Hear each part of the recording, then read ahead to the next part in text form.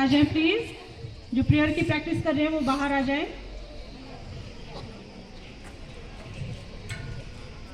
रमणीय स्कूल की प्रांगण में विराजमान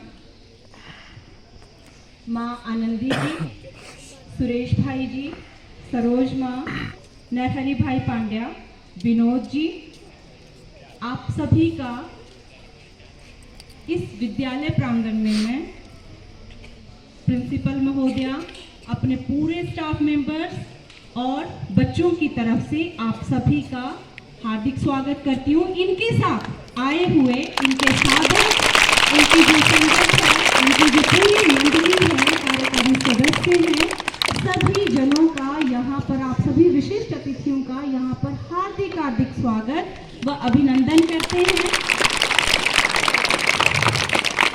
एक बार फिर आज आप सबकी उपस्थिति हमारे इस विद्यालय के प्रांगण में चार चांद लगा रही है और ये विद्यालय प्रांगण जो है आप लोगों की गरिमा से शोभायमान है। इसके लिए हम आपका तहे दिल से आभार व्यक्त करते हैं। आपके द्वारा बच्चों के लिए समय समय पर जो अच्छा कार्य किया जाता है, इन बच्चों को जो फल वितरित किए जाते हैं, इनको शुभाशीष दिया जाता है, इनको आपके द्वारा जो प्रवचन दिए जाते हैं जिससे ये बच्चे प्रेरित होते हैं, वो ना सिर्फ इन बच्चों के लिए बल्कि हमारे लिए भी प्रेरणा के स्रोत होते हैं। इनमें जितना ऊर्जा का संचार उन वचनों से होता है, हम जो अध्यापक गण हैं, हम लोगों में भी उतनी ही ऊर्जा का संचार होता है। और ये कहने की बात तो मतलब व्यर्थ होगी कि हम आपसे कहें कि आप आते रहिए, क्योंकि आप अपनी उपस्थिति यहाँ पे दर्ज करवाकर हमें अनुग्रहित करते रहते हैं, तो इसके लिए हम आपके बहुत आभारी हैं। और आपका मार्गदर्शन हमें मिलता है, आपका आशीर्वाद हमें मिलता है और ऐसे ऐसे साधकों से हमारा परिचय आपके द्वारा करवाया जाता है जो हम सब के लिए प्रेरणा के स्रोत हैं।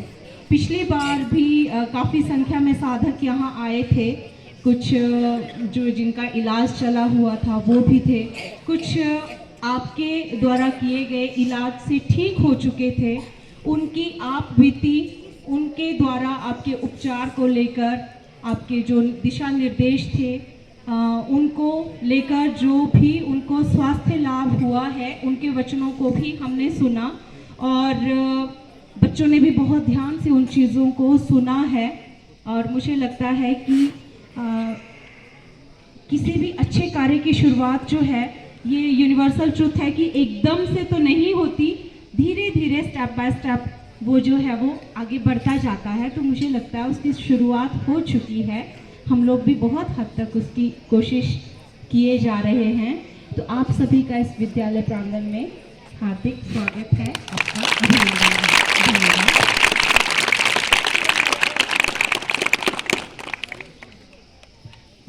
मैं स्कूल की गरिमा, स्कूल का सम्मान हमारी जो प्रधानाचार्य महोदया है उनसे निवेदन करती हूँ कि हमारे आज के जो ये विशिष्ट अतिथि यहाँ पधारे हैं उनके सम्मान में कुछ शब्द कहें।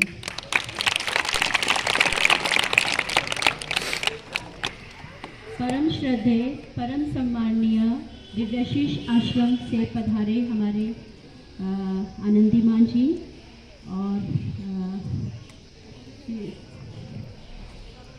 सुरेश भाई जी, सरोज माँ जी, नरहरि भाई जी, विनोद जी और सभी संगत में जितने भी पधारे हैं हमारे यहाँ पे ये अतिथिगण, आपका इस विद्यालय प्रांगण में मैं बहुत बहुत हार्दिक हार्दिक अभिनंदन करती हूँ, स्वागत करती हूँ।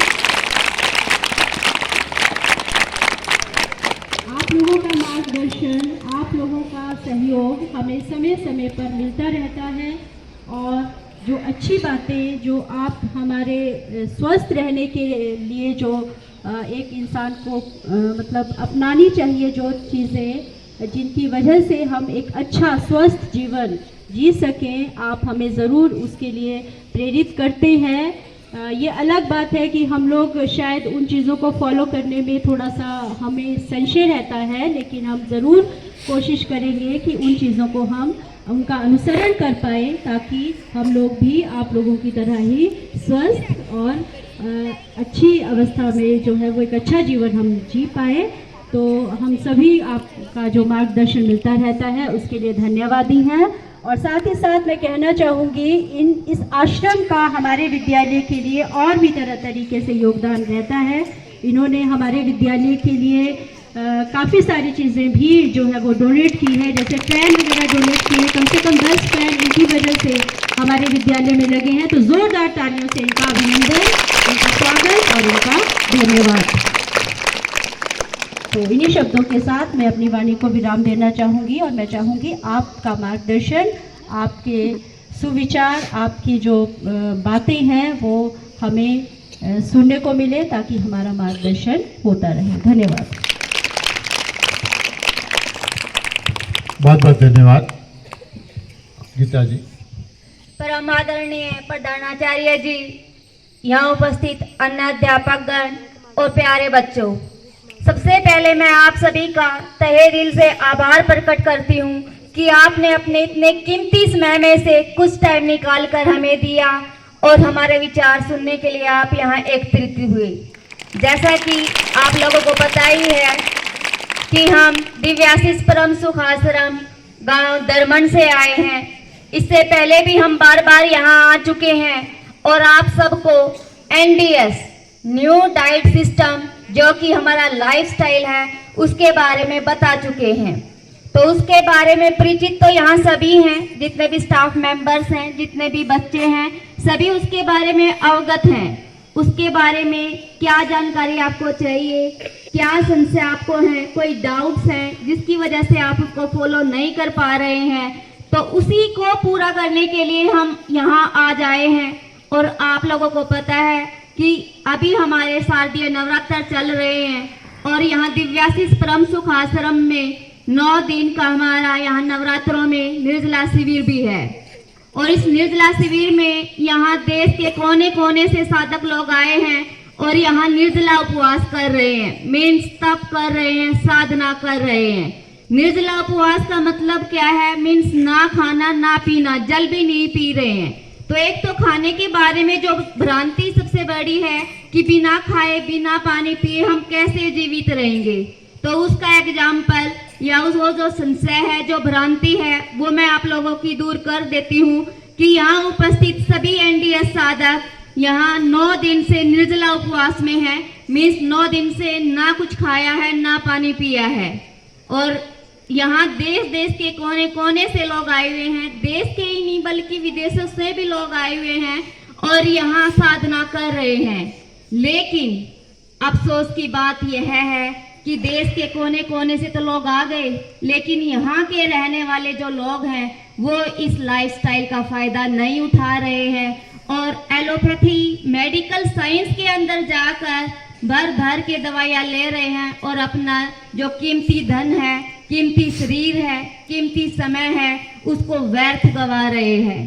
तो आप लोगों को भी जागरूक करने का समय आ गया है। इससे पहले भी हम काफी बार समझा चुके हैं कि आप लोगों को भी अपनी नेचुरल डाइट लेनी चाहिए। गीता में भी लिखा हुआ है कि हमारी डाइट है क्या?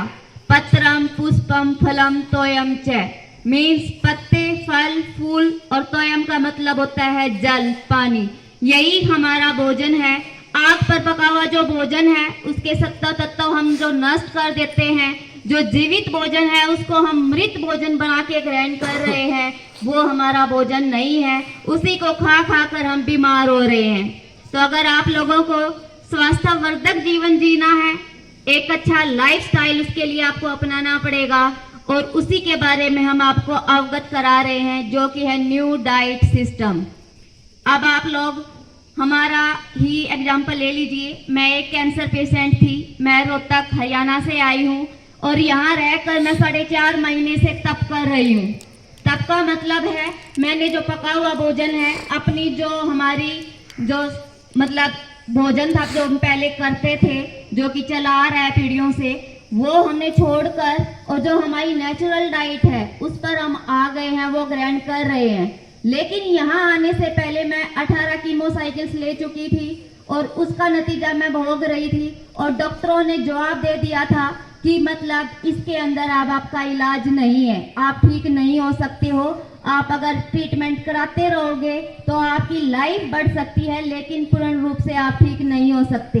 लेकिन जब से मैं यहाँ आई हूँ, इस आश्रम में रहकर तप कर रही हूँ, तब से मैं पूर्ण रूप से स्वस्थ महसूस कर रही हूँ। ना मुझे किसी तरह का कोई पेन है, ना मेरे जो शारीरिक दिक्कतें मुझे थी, सिम्टम्स जो मुझे थे, वो सारे मेरे चले गए हैं। तो मैं आप लोगों से भी आग्रह करती हूँ कि यहाँ हम इतनी दूर से गांव दरमन में आकर साधना कर रहे हैं, लेकिन इसके ऊपर सबसे पहला जो अधिकार है वो आप लोगों का है, क्योंकि आप यहाँ के निवासी हैं।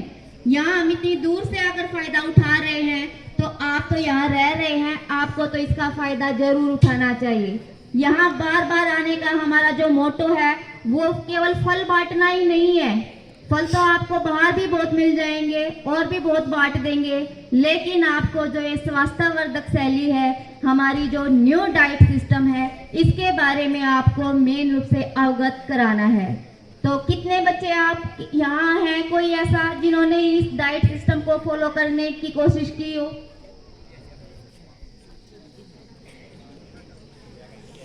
तो सबसे पहले आप इसकी शुरुआत कीजिए। डायरेक्ट आप इस पूर्ण लाइफस्टाइल को तो नहीं अपना सकते हो एकदम से, लेकिन शुरुआत करनी आपको जरूर चाहिए। इसके लिए सबसे पहले आपको जो गेहूं है, गेहूं का जो आटा है वो छोड़ना पड़ेगा आपको। इसके लिए जो मिल्क और मिल्क प्रोडक्ट्स हैं, कम से कम वो छोड़ दीजिए। आजकल जो छोटे छोटे बच्चे हैं वो नशे की लत में फंस चुके हैं, तो उससे बाहर आने की कोशिश कीजिए, या जिनको आप जानते हैं उनसे भी आप छुटवाइए, उनको भी इस जो हमारा जो न्यू डाइट सिस्टम है इसके बारे में अवगत कराइए। तो कम से कम आप 1-2 स्टेप तो उठाइए। आगे सीढ़ी जैसे जैसे आप शुरुआत करोगे, आगे आप बढ़ते जाओगे, लेकिन शुरुआत तो आपको करनी पड़ेगी। तो सबसे पहले जो मिल्क प्रोडक्ट्स हैं उससे आप शुरुआत कीजिए।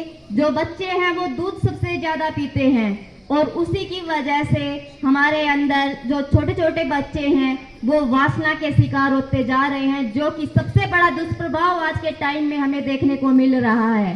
तो आज से ही सबको घर में जाकर बोलना है कि हम दूध या दूध से बनी हुई चीजें नहीं लेंगे। जोर से आवाज आनी चाहिए। लोगे या नहीं लोगे? नहीं लेना है। तो सबसे पहले आप दूध छोड़िए, बाकी चीजें बाद में छोड़ना। और जो हमारा एनडीएस सिस्टम क्या है इसके बारे में विस्तृत जो जानकारी है वो हमारे नरहरि भाई पंड्या जी सुनाएंगे अभी आपको, और पूर्ण जो लाइफस्टाइल है इसके बारे में अवगत कराएंगे।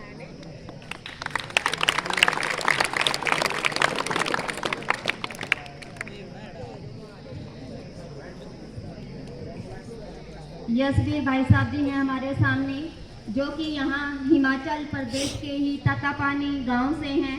ये भी यहाँ रहकर तप कर रहे हैं, और इनको पहले क्या क्या परेशानियाँ थी, कैसे कैसे उनसे इन्होंने निजात पाई, कैसे कैसे उनसे इनको छुटकारा मिला, वो अपना एक्सपीरियंस अब खुद सुनाएंगे। तो उनकी जो कहानी है एनडीएस की वो हम सुनेंगे उन्हीं की जुबानी।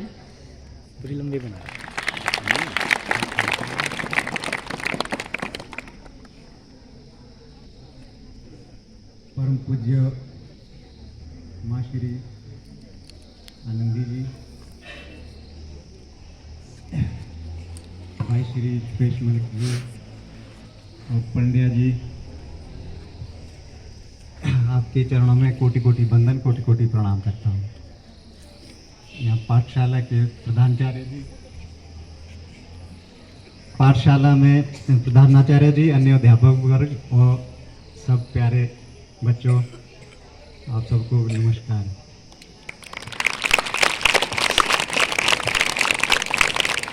मैं यशवीर सिंह तत्तापानी से, मेरी उम्र 47 साल है, और मुझे 9 साल पहले से डायबिटीज़ हो गई थी, शुगर हो गया था। और आप लोग सब जानते ही हैं कि शुगर के लिए डॉक्टर सारी उम्र दवाइयाँ खिलाते हैं।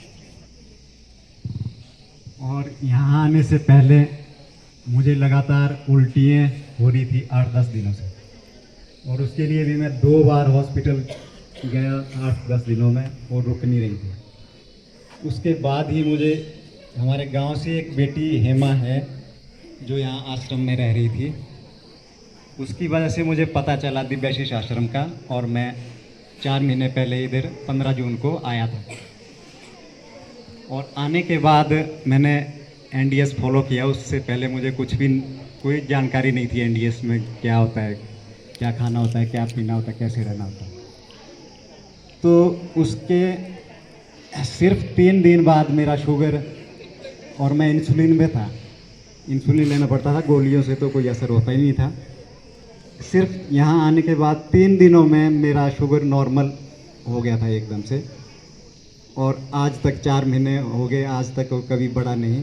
और तब से लेकर मैं रॉ डाइट में ही हूँ, एनडीएस जैसे करते हैं वैसे फॉलो कर रहा हूँ। धन्यवाद।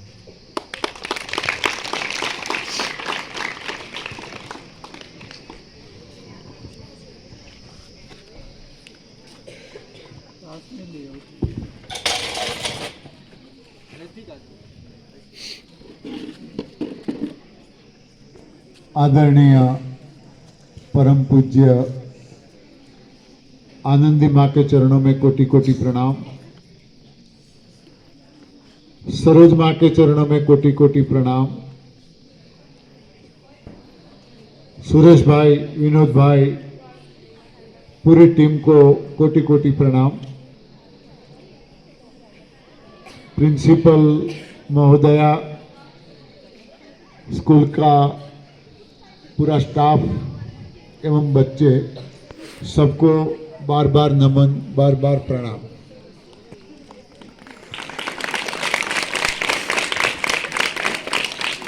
मैं भी टीचर ही था सेकेंडरी स्कूल में, और 34 इयर्स मैंने बच्चों के साथ काम किया है। तो जब भी मैं किसी स्कूल में जाता हूँ, बच्चों को देखता हूँ, तो बहुत बहुत खुशी होती है, मुझे बहुत खुशी होती है। 34 साल में बच्चों के बीच में रहा हूँ। बच्चे भगवान का रूप होता है। जो बच्चे होते हैं वो भगवान का रूप होता है। भगवान को कहीं पे ढूंढने की जरूरत नहीं होती है। हम लोग पिछली बार जून महीने में भी आए थे, आप लोगों से मिले थे, काफी कुछ बातें हुई थी। आज दोबारा आने का मौका मिला। हम अपने आप को धन्य मानते हैं। हम ना यहां कोई सेवा करने आए हैं, ना कोई पुण्य दान करने आए हैं। ऊपर वाले ने हमें जो कुछ दिया है, 2-4 बातें वो बांटने आए हैं।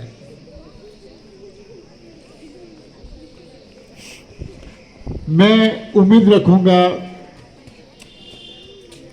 यहां से जो बातें की जाए उसमें से हो सके इतना आप ग्रहण करें। यहां भ्रमण में ही दिव्याशीष परम सुख धाम आश्रम है। मां आनंदी मां वहां पे विराजमान है। वैसे तो आज तक आपने बहुत सारे आश्रम देखे होंगे जहां कथाएं होती हैं, वार्ताएं होती हैं, यज्ञ होता है, भंडारा चलता है, लंगर चलते हैं, ऐसा कुछ न कुछ चलता है। यह एक अलग प्रकार का आश्रम है। मैं यहां यह बताना चाहूंगा कि यह सिर्फ बच्चों के लिए नहीं है, स्टाफ लोगों को भी ध्यान से सुनना चाहिए। सिर्फ बच्चों के लिए ये बातें नहीं है। यह एक अलग किस्म का आश्रम है। ये साधना केंद्र है। जहां तप सेवा सुमिरन की साधना की जाती है, करवाई जाती है।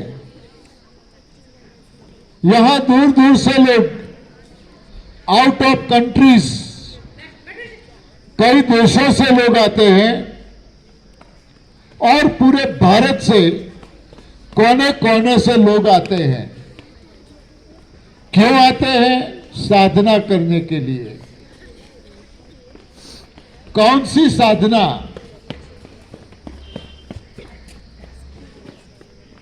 ये एक अलग किस्म की साधना है। देखें, आज हम देखें, सारे हिमाचल में घूम लो, पूरे इंडिया में घूमो, कोई घर ऐसा नहीं मिलेगा, कोई घर ऐसा नहीं मिलेगा जिसके घर में दवाई ना आती हो। है कोई घर? जितने लोग बैठे हैं बच्चे, आपके घर में आज तक दवाई ना आई हो ऐसा किसी का घर है क्या? उंगली ऊपर करो, किसी का घर हो तो। किसी के घर में आज तक दवाई नहीं आई? देखो, सबके घर में दवाई आती है। क्यों? कितना सुंदर हिमाचल प्रदेश का एटमॉस्फियर है, देवभूमि है, तपोभूमि है, यहां इतना न पॉल्यूशन है, फिर भी बीमारियां क्यों? आज तक किसी ने यह सोचा नहीं कि बीमारी की वजह क्या है। देखो, हजारों रोग हैं, जब तक हम रोगों की जड़ में नहीं जाएंगे तब तक किसी का कोई रोग ठीक होने वाला नहीं है। चाहे कोई भी इलाज करो, कोई भी इलाज करो, आयुर्वेद है, नेचुरोपैथी है, होम्योपैथी है, पानीपैथी है, मिट्टी पैथी है, ऐसे 160 से ज्यादा अलग अलग पैथियां देश और दुनिया में चल रही हैं। लास्ट में पूरी दुनिया एलोपैथी पे आके रुकी है। वहां भी कोई रिजल्ट नहीं है। डॉक्टर साहब हमारे बीच में बैठे हैं, जिन्होंने हजारों डॉक्टरों को पढ़ाया है, डॉक्टरों को तैयार किया है। वो डॉक्टर सर खुद हमारे बीच में बैठे हैं। वो मान गए कि सही में जो हमने आज तक पढ़ाया वो बिल्कुल गलत है। यदि स्वस्थ, मस्त और तंदुरुस्त रहना है तो ये एक ही सिस्टम है जो आपको स्वस्थ, मस्त, तंदुरुस्त रख सकती है। जब तक रोगों की जड़ में नहीं जाएंगे तब तक रोग कभी जाने वाले नहीं है, चाहे कुछ भी करो। रोगों की जड़ सिर्फ और सिर्फ कब्ज है, कॉन्स्टिपेशन जिसे कहते हैं, कब्ज। और कब्ज की जड़ जो है वो सिर्फ दो ही चीजें हैं, जो 84 लाख योनियां है इस दुनिया में, हम अकेले नहीं है, 84 लाख योनियां हैं। एक एक योनि में अनगिनत लोग हैं, अनगिनत। कुदरत के सहारे जीने वाला कोई पशु पक्षी बीमार नहीं है और यहां कोई घर खाली नहीं है जहां बीमारी ना हो। क्यों? तो दो चीजें ऐसी है जो इंसान लेता है, इंसान खाता है, बाकी किसी को जरूरत नहीं पड़ती है। बस ये दो चीजों को छोड़ दो, देखो आपके घर में दवाई बंद, गारंटी मैं लेता हूं। दो चीजों को छोड़ दो, किसी के घर में दवाई की जरूरत नहीं पड़ेगी, गारंटी हम लेते हैं। कौन सी दो चीजें? एक है पराई मां का दूध, जो कब्ज की जड़ है। पराई मां का दूध। किसी पशु पक्षी को पराई मां के दूध की जरूरत पड़ती है क्या? कितने लोग हैं जिनके घर पर गाय है, भैंसे है? कोई है यहाँ? हाँ, गाय कौन रखता है? हाँ देखो काफी लोग हैं, सभी के घर पे गाय हैं। अब आप घर जाके प्रयोग करो। देखो अब आप घर जाके प्रयोग करो, अपने माँ बाप को बताओ। एक गाय का बछड़ा, ध्यान से सुनो भैया, पीछे पीछे बच्चे आवाज कर रहे हैं। एक गाय का बछड़ा आप छोड़ो और दूसरी गाय को दूध पिलाने के लिए छोड़ो, वो पिएगा क्या? देखो आप प्रयोग करो घर जाके। हाँ, बछड़ा समझदार है तो बछड़ा वो दूसरी गाय के पास जाएगा ही नहीं। ना समझ है और गया तो गाय खड़ी नहीं रहेगी, उसको दूध पिलाएगी ही नहीं। क्यों? उसको पता है बेटा ये तेरे काम का नहीं है। तो फिर भैंस का बछड़ा गाय को दूध पिलाने के लिए छोड़ेंगे या गाय का बछड़ा भैंस को दूध पिलाने के लिए छोड़ेंगे? ये पॉसिबल है क्या? बिल्कुल नहीं। क्यों? वे कहाँ पढ़े? किसने सिखाया इनको कि एक गाय का दूध दूसरे बच्चे को सूट नहीं होता? किसने सिखाया? कहाँ पढ़े वो? ये कुदरत ने इनको ज्ञान दिया है। और हम यहाँ चाहे कि गाय माँ का दूध हमारा आहार नहीं है, हमें पता ही नहीं है। हाँ, इंसानों ने कभी एक माँ ने दूसरी माँ के बच्चे को दूध पिलाया क्या? हाँ, इंसान खुद अपना बच्चा दूसरी माँ को दूध पिलाने के लिए नहीं देता। क्यों? उसको भरोसा नहीं है, बीमार हो जाएगा। तो जानवरों पे हमें कैसे भरोसा आ गया जो ना जानवरों के दूध के पीछे पड़े हैं? ये प्रयोग है, छोड़ के देखो।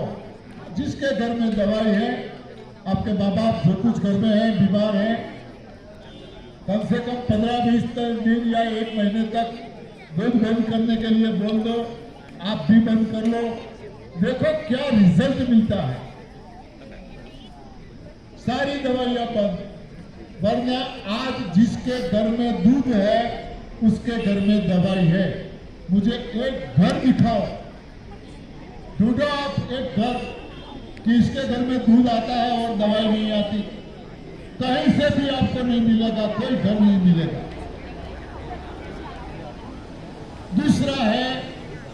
दूसरी चीज वो है पका हुआ आहार। जो हमारे घर में जो भी हम पका कर खा रहे हैं, रोटी दाल चावल सब्जी जो भी खा रहे हैं, अभी आपने यहाँ पर भी खाया, जो भी खा रहे हैं, 84 लाख योनियों में किसी भी पशु पक्षी को खाना पकाने की जरूरत पड़ती है क्या? हाँ, किसी को भी नहीं पड़ती। हमें क्यों? ये दो चीजें छोड़ के देखो क्या रिजल्ट मिलता है। तो सवाल आएगा कि तो फिर खाए क्या? दूध और दूध से बड़ी चीजें छोड़ दे, पका हुआ आहार छोड़ दे, तो खाए क्या? 84 लाख योनियों जो है, किसी को पका हुआ खाने की जरूरत नहीं पड़ती। वे लोग क्या खाते हैं? कौन खिलाता है इन लोगों को? हाँ, वो लोग जो खाते हैं ऐसा हम भी खा सकते हैं। कुदरत ने बहुत कुछ दिया है। गीता में भगवान श्री कृष्ण ने बोला है, पत्रम पुष्पम फलम तोयम। पत्रम यानी पत्तियां, हरी पत्तियां, पुष्पम यानी फूल, फलम यानी फ्रूट्स फल, तोयम यानी पानी। ये 4 चीजों को यदि हम खाएंगे, XYZ जो भी बीमारी है वो जड़ मूल से हट जाएगी, जड़ मूल से हट जाएगी। तो तंदुरुस्त रहने का यही सबसे बड़ा रास्ता है। सवाल आता है कब तक खाए? हाँ, इसको लाइफ स्टाइल बनाना है। ये कोई दवाई नहीं है, ये कोई इलाज नहीं है। जब तक आपको तंदुरुस्त स्वस्थ मस्त रहना है, तब तक आप ये खाते रहो। अंतिम सांस तक आप निरोगी रह पाओगे, अंतिम सांस तक। बस इतनी चीजें बंद कर दी है। दूध और दूध से बनी चीजों को तो बिल्कुल बंद कर दो। सारी बीमारियां की जड़ दूध और दूध से बनी चीजें हैं। बंद कर दो इसको। धीरे धीरे धीरे धीरे जो पका हुआ आहार है उसको भी बंद कर देगा। धीरे धीरे धीरे धीरे। हाँ, और गॉड मेड फूड, भगवान का पकाया हुआ, भगवान का दिया हुआ वही आहार आप लोग देखो क्या फायदा मिलता है, क्या फायदा मिलता है। यहाँ दिव्याशीष आश्रम परम सुख धाम में 15 तारीख से जो शारदीय नवरात्र चल रहा है उसकी शिविर चल रही है। कोने कोने से आउट ऑफ कंट्री से लोग आए हैं। कश्मीर से लेके तमिलनाडु कर्नाटक तक से लोग आए हैं। कोलकाता से लेके कच्छ तक से लोग आए हैं। करीब 60 लोग हैं। हम लोग ये सोचते हैं कि खाए बिना कैसे जी पाए। हाँ, हमारी सोच ऐसी है कि खाए बिना कैसे चलेगा। तो ये 60 लोग जो है पूरे 9 दिन से न कुछ खाया है न कुछ पिया है। बच्चे आपको सुनना अच्छा नहीं लगता क्या? तो हम बंद करें। हाँ, बंद कर दें तो फिर आप सुनते तो हो, बातें करते हो। आपकी बातें हम सुने ना। हाँ, आपकी बातें हम सुने। आज 9वां दिन है। 9 दिन से ये सभी लोग न कुछ खाया है न कुछ पिया है। एक बूंद पानी भी नहीं, सिर्फ और सिर्फ हवा की आहार ले रहे हैं। हाँ, सिर्फ और सिर्फ हवा ले रहे हैं 9 दिन से। और हम ये सोच सोच के परेशान हैं कि हाय हाय खाए बिना कैसे चल सकता है। हाँ, दिन में कितनी बार खाते हैं। जब मिलता रहे तो खाते ही रहते हैं, खाते ही रहते हैं, खाते ही रहते। हमारी चक्की बंद होती ही नहीं। हाँ, हकीकत में बॉडी को आहार की जरूरत ही नहीं है यदि इसी रास्ते पे चले तो। मगर ये सब की बात नहीं है। धीरे धीरे धीरे धीरे इस रास्ते पे हम आगे बढ़ सकते हैं। मैं पूरे स्टाफ को और सभी बच्चों को एक निवेदन करूंगा कि ये जो आप ही के प्रांगण में, हाँ, आप ही के हिमाचल में ऐसा बढ़िया एक आश्रम है जो तपोभूमि है और ऐसी सेवा की जाती है। वहां पे एड्स से लेकर कैंसर तक के पेशेंटों को वहां पे रखा जाता है और बिल्कुल जब तक स्वस्थ न हो तब तक वहां वे रखते हैं और वो भी कोई शुल्क नहीं, एक भी पैसा नहीं। इससे बढ़िया सेवा क्या हो सकती है? एक भी पैसा नहीं लेते, किसी से निःशुल्क सेवा की जाती है। तो हमारे लिए तो ये आश्रम में जगह भी नहीं होनी चाहिए। हाँ, इन लोगों का जवाब हमें ऐसा मिलना चाहिए कि हमें तो बस या सुंदरनगर में से या हिमाचल में से काफी लोग आने लगे हैं, अब आपके लिए जगह नहीं है। हाँ, ऐसा होना चाहिए। और दूसरा ही ऐसा सेंटर पंजाब में 27 तारीख से, ये 27 अक्टूबर से खुलने जा रहा है। पंजाब में होशियारपुर में ऐसा ही सेंटर हो रहा है। वहां भी निःशुल्क सेवा होगी, निःशुल्क। जिसको जो भी रोग है जब तक ठीक ना हो तब तक वो वहां पे रह सकते हैं। ठीक है, बहुत बहुत धन्यवाद। आनंदिमा से निवेदन करूंगा आपको आशीष दे।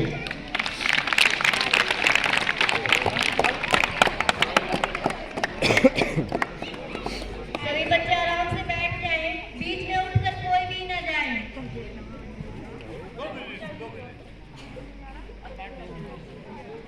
सदगुरुदेव के चरणों में प्रणाम। विद्यालय के प्रधान आचार्य के चरणों में नमन। सूरज माँ को प्रणाम, सभी अध्यापकों को नमस्कार और बच्चों को बहुत बहुत प्यार।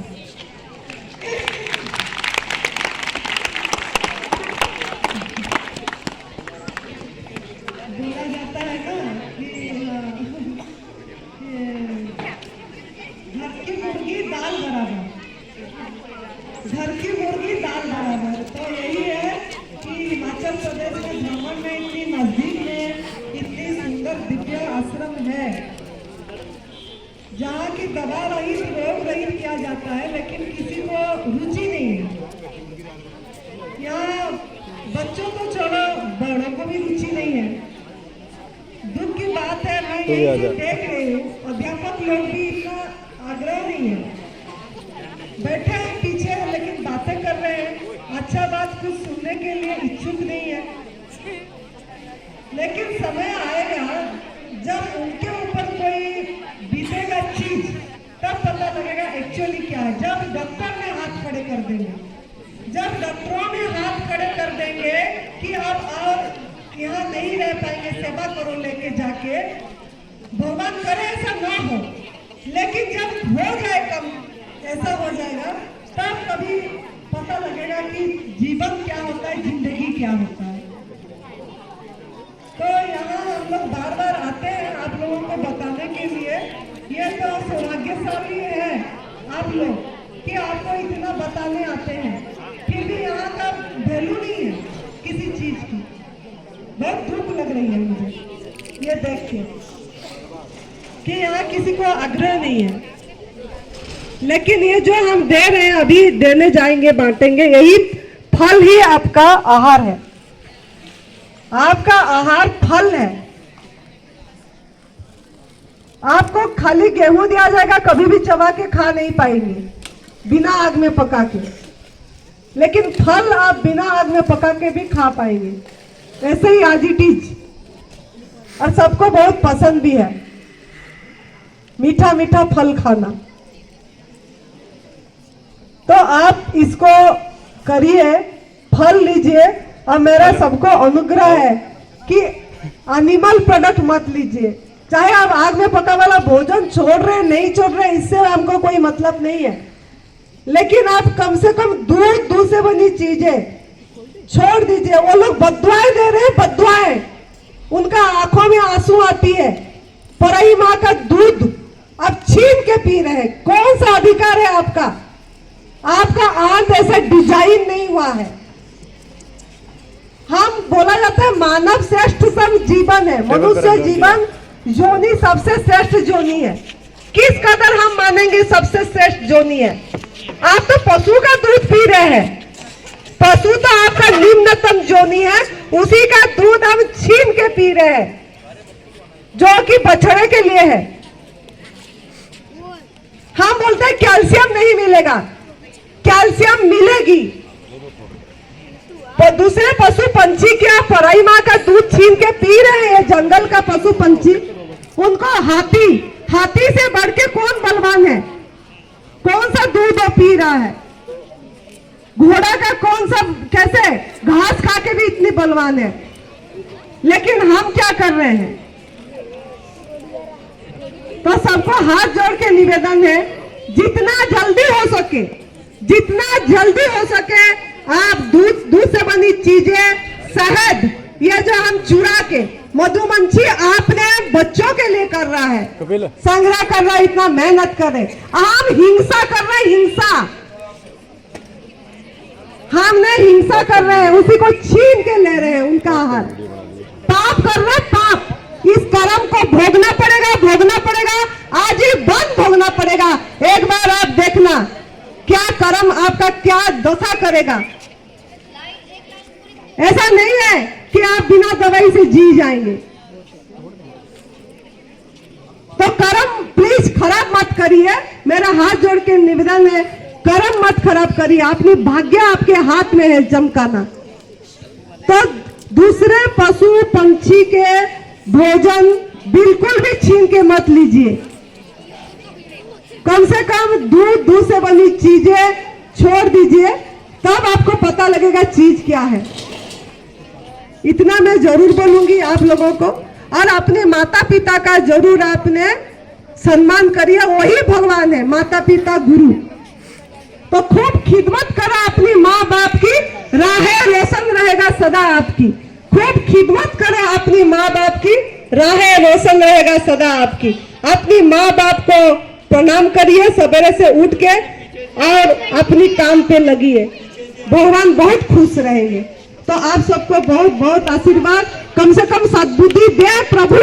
आज मेरा 9वां दिन निर्जला है और मैं सभी प्रभु के सामने यही भिख मांग रही हूँ कि आप लोगों को सद्बुद्धि दे, आपका बुद्धि जग जाए और आप एनिमल प्रोडक्ट छोड़ दीजिए, एनिमल प्रोडक्ट छोड़ दीजिए, दूध से बनी चीजें छोड़ दीजिए, आपका बुद्धि जागृत हो जाए। यही मेरा माँ के पास आज प्रार्थना है, निवेदन है, और माँ आपका बुद्धि जागृत करे। खुश रहिए, मस्त रहिए, तंदुरुस्त रहिए। जय तंदुरुस्ती। देखिए आज 9वां दिन है, 9 दिन तक माँ ने न कुछ खाया है न पिया है, एक बूंद पानी भी नहीं। क्या ताकत है। हाँ, और हम खाना खाने के बाद तुरंत खटिया खोजते हैं, मैंने खाना खा लिया, मुझसे कोई काम नहीं होगा। हाँ, लेडीज से भी बर्तन साफ करने के लिए बोलेगी कि नहीं अभी बर्तन साफ नहीं होंगे, मैंने खाना खा लिया, थोड़ा आराम चाहिए। हाँ, यहाँ ना आराम है, न कमजोरी है, ना कुछ है। देखो ये आपको फल दिए जा रहे हैं, बनाना है और ये मौसमी है। ये पका हुआ है या कच्चा? क्या बोलोगे आप? ये कच्चा है या पका? पका हुआ।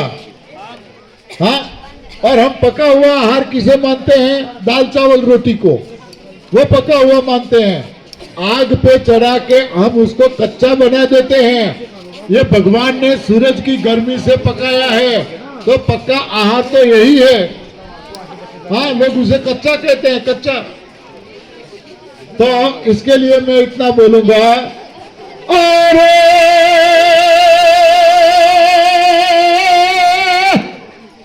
अरे कच्चा कच्चा सब कहे मगर कच्चा समझे ना कोई।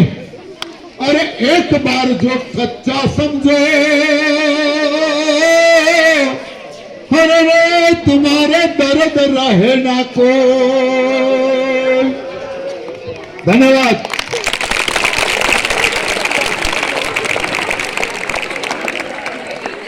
और आगे कच्चा भोजन पक्का भोजन, जिसे हम कच्चा मानते हैं ना वही पक्का है, और जिसे आग पे चढ़ाया हुआ हम पक्का मानते हैं ना वो कच्चा है।